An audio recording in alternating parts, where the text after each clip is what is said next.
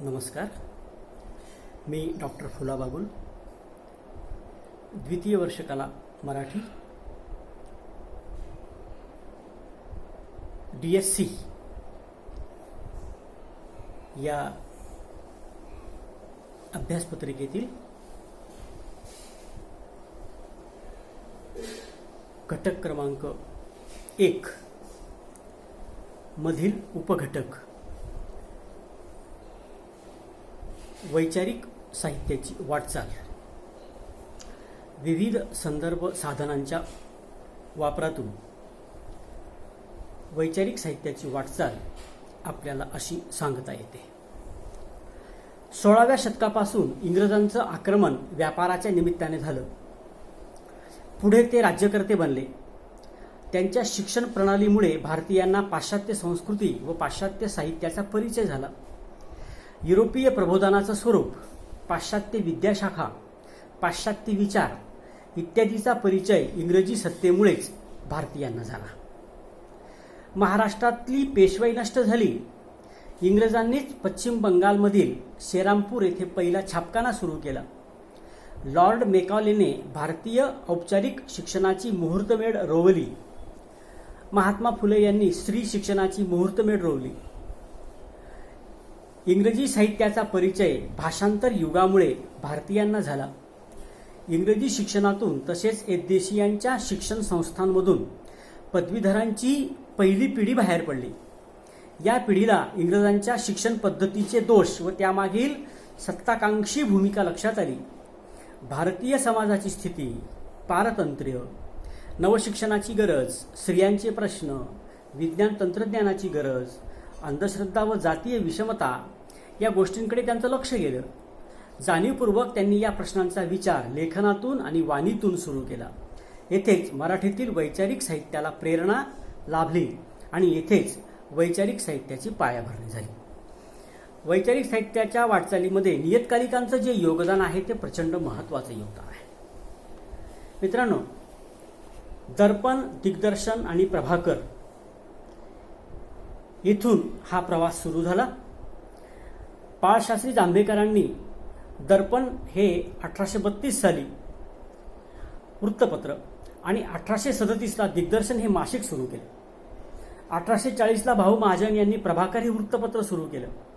प्रभाकरमध्ये लोकहितवादींची शतपत्रे प्रसिद्ध झाली. नियतकालिकांची ही प्रथा इंग्रजांपासून घेतली होती. इंग्रजांनी केलेल्या सुधारणामुळे नियतकालिकांना अनुकूल वातावरण मिळालं. शिक्षण प्रसार, वाचन लेखन उत्तेजन, रेल्वे, तारायंत्र, छापखाने, विचारवंत लेखक आणि प्रसाराची साधनं यामुळे नियतकालिकांच्या उदयाला उत्तेजन लाभलं. या काळातील नियतकालिकांची जी शीर्षके होती ती सुद्धा फार अर्थपूर्ण होती. भौतिकशास्त्राचा परिचय करून देणे, ज्ञानाचा प्रसार करणं, लोकशिक्षण करणं, प्रबोधन करणं ही नियतकालिकांची उद्दिष्ट त्या ठिकाणी होती. त्यासोबतच पाश्चात्य देशातील वर्तमान कळावं, एकदेशीय लोकांचा स्वार्थ साधावा, विद्येपासून विचार उत्पन्न व्हावा, लोकनीती, बुद्धी, राज्यनीती यांची ओळख व्हावी हा दर्पणचा हेतू होता. दिग्दर्शन मासिकातून इतिहास, भूगोल, रसायनशास्त्र, पदार्थ विज्ञान, बातमीचे सार, साधारण विद्या या विषयाचा तपशील इतर ग्रंथातून किंवा नवा मजकूर प्रकाशित होत होता. लोकांची समजूत पटावी म्हणून त्याच्यामध्ये पूरक चित्र देखील टाकली जात होती. ग्रीकांचा व हिंदुस्थानचा इतिहास, इंग्लंडची राजनीती, पदार्थ विज्ञान, सामान्य नीती, ज्योतिषशास्त्र या विषयावर दिग्दर्शनमध्ये लेख येत असायचे. नंतर ज्ञानदर्शन, ज्ञानोदय आणि उपदेश चंद्रिका ही नियतकालिकं सुरू झाली. मराठी भाषेमध्ये विद्यांचे विषयांवर, त्यात विशेष करून पश्चिम देशातील ज्या विद्या होत्या, ज्ञानशाखा होत्या, त्याच्यावर फारच थोडे ग्रंथ होते. कित्येक विषयांवर तर लेखनच झालेलं नव्हतं. तेव्हा अशा विषयांची लोकांस माहिती होण्याकरिता ज्ञानदर्शन हे त्रैमासिक सुरू करण्यात आलं होतं. भाऊ महाजन त्यांनी सुरू केलं होतं. लोकशिक्षणासाठी निर्माण होणाऱ्या गरजांची पूर्ती करण्याकडे या नियतकालिकांचा ओढा होता, भर होता. त्यातून होणाऱ्या विचार जागृतीमुळे प्रबोधनाला चालना मिळाली. ख्रिस्ती धर्माचा प्रसार करण्यासाठी ज्ञानोदय हे पत्र सुद्धा नियतकालिक त्या काळामध्ये सुरू झालेलं आपल्याला दिसतं. नंतर या प्रवाहामध्ये आपण पाहतो नियतकालिकांच्या प्रवाहामध्ये मग दंभहारक नावाचं एक नियतकालिक सुरू झालं. या दंभहारक मासिकाने निवेदनातून आपल्या कार्याची दिशा अशी स्पष्ट केलेली होती. नानाविध विषय, धर्म, नीती, व्यवहार यांचे निबंध आम्ही प्रकाशित करणार आहोत. सन्मार्गदर्शक कविता, गोष्टी आम्ही प्रकाशित करू असं त्यामध्ये म्हटलेलं होतं. त्यासोबतच जे लोक दुर्व्यसनी आहेत, दुराचारी आहेत, त्यांच्यावर टीका सुद्धा त्या ठिकाणी केली जाईल असं त्या दंभहारकने म्हटलेलं होतं. नंतर सनातनी प्रवृत्तीचे आणि सुधारक वृत्तीचे लोक यांच्यामध्ये सुद्धा काही वैचारिक मतभेद होते आणि त्यातून प्रभाकर आणि वर्तमानपत्रिका या नियतकालिकांचा उदय त्या ठिकाणी झाला. भाऊ महाजनांच्या प्रभाकरमधून लोकहितवादींनी ब्राह्मणी वर्चस्वावर, जातीभेदांच्या कल्पनांवर, धार्मिक अंधश्रद्धांवर, चालीरीतींवर आणि निरुपयोगी पुराण ग्रंथांवर टीका केली. त्याला प्रत्युत्तर म्हणून 1854 मध्ये वर्तमानपत्रिका हे नियतकालिक सुरू झालं आणि त्यातून सुधारक आणि सनातनी यांच्या वैचारिक चकमकी आपल्याला बघायला मिळतात. नंतरच्या काळामध्ये केसरी, मराठा आणि सुधारक ही नियतकालिके आली. मित्रांनो, निबंधमाला येण्यापूर्वीची ही सगळी नियतकालिके होती. या सगळ्या नियतकालिकांचा हेतू सर्वांगीण सुधारणा असा होता. भाषा आणि वाङ्मय यांच्या अभिवृद्धीसाठी महादेव कोलटकर, कृष्णशास्त्री चिपळूणकर यांनी नियतकालिकातून चांगली कामगिरी केली. चिपळूणकरांनी व्याकरणासोबतच इंग्रजीतून साहित्याची भाषांतर मराठीमध्ये केली. टिळकांनी राष्ट्रीय जागृतीच्या हेतूने केसरी मराठा सुरू केलं आणि सामाजिक सुधारणांचा आग्रह सुधारकमधून आगरकरांनी धरलेला होता. मग 1874 मध्ये निबंधमाला विष्णू शास्त्री चिपळूणकर यांनी सुरू केली. या निबंधमालेचा उद्देशच असा होता की एकदेशीयांचा स्वाभिमान आणि अस्मिता जागृत करावी. मराठी लोकांच्या जीवनामध्ये सामाजिक, राजकीय, भाषिक, आर्थिक क्रांती घडवून आणावी. इंग्रज प्रशाभक्षक आहेत, आमच्या सत्वामुळे आमचा भविष्यकाळ उज्ज्वल आहे याची जाणीव निबंधमालेने करून दिलेली होती. पुढे सी. म. परांजपे यांनी काळ नावाचं नियतकालिक सुरू केलेलं होतं आणि त्यांनी इंग्रजी सरकारवर टीका केलेली होती. धर्म, भाषा, इतिहास, स्वातंत्र्यप्राप्ती यासाठी त्यांनी काळमधून जागृती केलेली होती. वक्रोक्ती आणि रूपकात्मकता हे सी. म. परांजपे यांच्या लेखनाचं वैशिष्ट्य होतं. नंतरच्या काळामध्ये वर्तमान दीपिका, सुबोध पत्रिका, ज्ञानप्रकाश, इंदुप्रकाश, खानदेश वैभव, अरण्य पंडित, सत्यशोधक सातारा, माळवा अखबार, पुणे वैभव अशा अनेक नियतकालिकांचा उदय त्या ठिकाणी आपल्याला झालेला दिसतो. मित्रांनो, या वैचारिक साहित्याच्या वाटचालीमध्ये काही प्रमुख विचारवंतांचं महत्त्वाचं योगदान आहे ते देखील पाहणं गरजेचं आहे. भाऊ महाजन आणि लोकहितवादी त्यांच्या आधी बाळशास्त्री जांभेकर हे आपण बघितलं. लोकहितवादी गोपाळ हरी देशमुख यांनी लिहिलेले वैचारिक निबंध ज्यांना शतपत्रे म्हणतात, ती शतपत्रे भाऊ महाजन यांच्या प्रभाकर या नियतकालिकातून प्रसिद्ध झाली. लोकहितवादींच्या निबंधामध्ये सामाजिक उन्नतीची कळकळ होती. राजकीय, धार्मिक, आर्थिक विषयांवरील वैचारिक लेख होते. स्वतःच्या समाजातील दोषांवर त्यांनी कडक टीका केली. समाजाला आत्मपरीक्षण करायला भाग पाडलं. गोंधळलेल्या समाजाला स्पष्ट आणि कठोर शब्दामध्ये दोष सांगण्याचं काम देखील लोकहितवादी यांनी शतपत्रातून केलं. पाश्चात्य संस्कृती आपल्यापेक्षा वरचढ का ठरली याचीही कारणमीमांसा लोकहितवादींनी केलेली होती. विष्णुबुवा ब्रह्मचारी यांचा निबंध होता सुखदायक राज्यप्रकरणी निबंध. हा निबंध लिहून आदर्श समाज कसा निर्माण करता येईल हे त्यांनी सांगितलं. त्यांच्या विचारामध्ये साम्यवादाची बीजं आपल्याला दिसतात. त्यांच्या लेखनामध्ये तडफ आणि आग्रहीपणा होता. गोविंद नारायण माडगावकर हे महत्त्वाचं नाव. अचाट खाणे, म्हसनात जाणे, अन्न, कापूस, बळी तो कानपळी, रेशमी रुमाल, भरतखंडातील कारागीर यांसारख्या वैचारिक निबंधातून गोविंद नारायण माडगावकर यांनी उपदेशपर लेखन केलेलं आहे. बाबा पद्मनजी 1854 मध्ये त्यांनी ख्रिस्ती धर्म स्वीकारला. त्यांच्या लेखनातून ख्रिस्ती धर्म प्रसारासोबतच हिंदू धर्मातील अनिष्ट चालीरीतींचं वर्णन येतं. श्रीमती फेरार यांचे देखील योगदान वैचारिक साहित्यामध्ये आपल्याला पाहता येतं. या ख्रिस्ती धर्मप्रसारक होत्या. कुटुंब प्रवर्तन नीती या दीर्घ निबंधातून त्यांनी शिक्षण व कुटुंब नीती विषयक विचार मांडलेले होते. या संपूर्ण वैचारिक साहित्याच्या वाटचालीमध्ये आपल्याला कृष्णशास्त्री चिपळूणकरांचा देखील उल्लेख करावा लागतो. अनेक विद्या मूलतत्व संग्रह या ग्रंथाखेरीज पुणे पाठशाला पत्रकातील निबंध, विचारलहरी या वृत्तपत्रातील वैचारिक निबंध असे लेखन कार्य कृष्णशास्त्री चिपळूणकर यांनी केले. इंग्रज सरकारच्या राज्यकारभारावर त्यांनी टीका केली आणि पारतंत्र्याची मीमांसा कृष्णशास्त्री चिपळूणकर यांनी केली. निबंधमालेचे जनक विष्णूशास्त्री चिपळूणकर मी मराठी भाषेचा शिवाजी आहे असं म्हणत असत.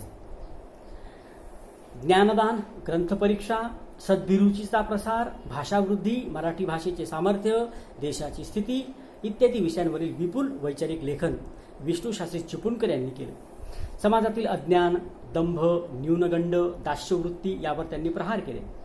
देशाभिमान, पारतंत्र्याची चीड, राष्ट्राचा अभिमान, संस्कृतीचा गौरव त्यांच्या वैचारिक लेखनातून प्रकटते. विष्णूशास्त्रींच्या वैचारिक लेखनाने मराठी जनतेमध्ये आत्मविश्वासाचं तेज निर्माण झालं. प्रगल्भ भाषा, उपहास प्रचुरता, तर्कशुद्ध युक्तिवाद, शाब्दिक कोट्या इत्यादी वैशिष्ट्यांनी विष्णूशास्त्री चिपळूणकर यांचं वैचारिक लेखन नटलेलं असायचं. गोपाळ गणेश आगरकर यांच्या वैचारिक लेखनावर विष्णूशास्त्री चिपळूणकरांच्या राष्ट्रभक्ती, स्वार्थत्याग या तत्वांचे संस्कार होते. समाज रचनेतील दोषांमुळे आपण इंग्रजांचे गुलाम बनलो तेव्हा ते दोष अगोदर दूर केले पाहिजेत, म्हणजे सामाजिक सुधारणा झाल्यानंतर राजकीय स्वातंत्र्याची मागणी करावी असा आगरकरांचा विचार होता. स्वातंत्र्य मिळाले तरी ते उपभोगण्याची पात्रता जनतेच्या अंगी येण्यासाठी त्यांनी सामाजिक सुधारणांचा आग्रह धरलेला होता. व्यक्ती स्वातंत्र्य, मानवता हे त्यांच्या वैचारिक लेखनाचे केंद्रबिंदू होते. त्यांच्यावर पाश्चात्य बुद्धिवाद जोपासणारे पाश्चात्य बुद्धिवादी नील आणि स्पेन्सर यांचा प्रभाव होता. स्त्रियांची स्थिती, त्यांच्यावरील अन्याय, त्यांच्या उन्नतीचे उपाय त्यांनी आपल्या निबंधातून सांगितले होते.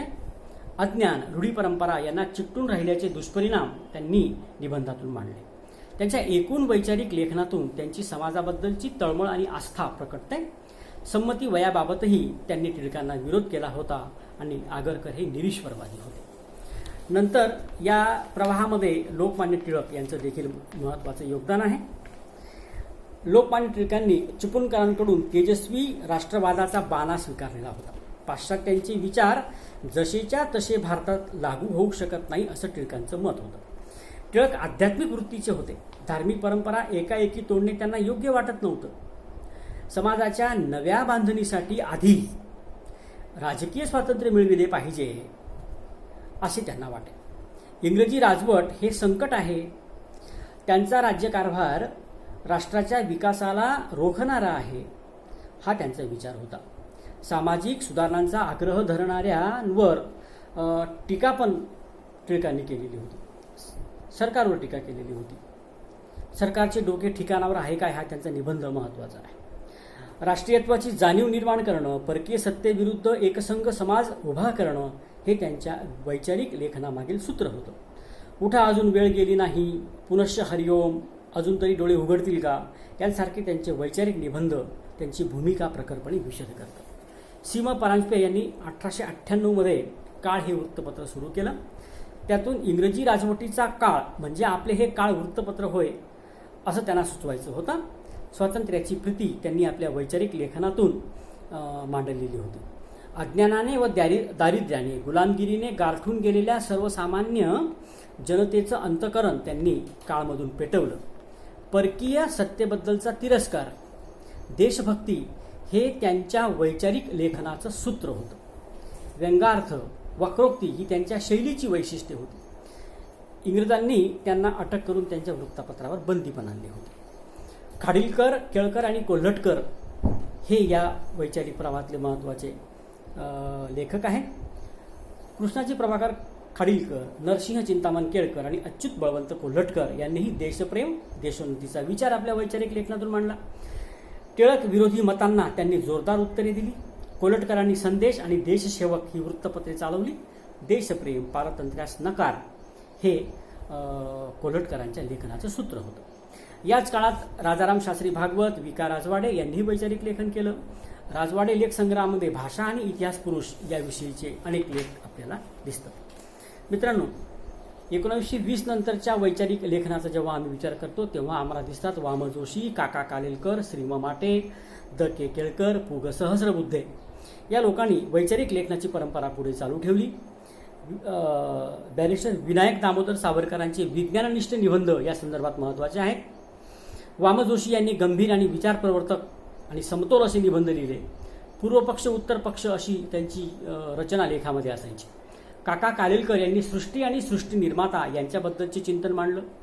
श्रीम माटे यांनी व्यक्ती, समाज, वाङ्मय यांच्या संबंधीचं चिंतन मांडलं। द. के. केळकरांनी भौतिकशास्त्रावरील श्रद्धेचं दर्शन घडवलं। पु. ग. सहस्रबुद्धे यांनी विज्ञाननिष्ठ, पुरोगामी व समाजहिताचे अखंड भान ठेवणारे विचार मांडले। बुद्धिवाद, समता, व्यक्ती स्वातंत्र्य यांचा पुरस्कार सहस्रबुद्धे यांनी केला। त्र्यंबक शेजवलकर, गंत्रम माडखोलकर, पुबा भावे यांचेही कार्य या काळातलं महत्त्वाचं आहे। पुबा भावे यांनी सावरकरांची हिंदुत्व निष्ठा जोपासलेली होती। आपण जेव्हा आधुनिक काळातलं वैचारिक लेखनाचा विचार करतो तेव्हा आपल्याला नाव घ्यावं लागतं अग्रक्रमाने आदराने, म्हणजे महात्मा ज्योतिबा फुले, डॉक्टर बाबासाहेब आंबेडकर यांच्यानंतर अगदी अलीकडच्या काळामध्ये डॉक्टर नरेंद्र दाभोळकर, डॉक्टर आह साळुंके, हरी नरके, रावसाहेब कसबे, शरद पाटील यांचं वैचारिक लेखन महत्त्वाचं आहे। महात्मा ज्योतिबा फुले यांनी ब्राह्मणाचे कसब, शेतकऱ्याचा असूड, गुलामगिरी, तृतीयरत्न, सत्सार यासारख्या साहित्य कृतीतून सत्यधर्म, भट पुरोहितांनी केलेले शोषण, शेतकऱ्यांच्या हालाखीची कारणमीमांसा इत्यादी विषयांना मुखर केलं। डॉक्टर बाबासाहेब आंबेडकरांनी विपुल वैचारिक लेखन बहिष्कृत भारत व इतर नियतकालिकातून तसेच ग्रंथातून केलं। मानवमुक्तीचा लढा हे त्यांच्या समग्र वैचारिक लेखनाचं सूत्र होतं। डॉक्टर नरेंद्र दाभोळकरांनी विज्ञाननिष्ठ असे वैचारिक लेखन केले। डोळस समाजाचं स्वप्न दाभोळकरांनी पाहिलं होतं। आह साळुंके, हरी नरके यांनी आपल्या वैचारिक लेखनातून इतिहासाची पुनर्चिकित्सा केली, ही महत्त्वाची गोष्ट आहे। रावसाहेब कसबे निधर्मी राष्ट्रवादाचा, पुरोगामी महाराष्ट्राचा ध्यास घेतात आणि कॉम्रेड शरद पाटील अब्राह्मणी साहित्यातील सौंदर्याचा शोध घेतात। अशा रीतीने महाराष्ट्रात वैचारिक लेखनाची थोर परंपरा लाभली आहे। धन्यवाद।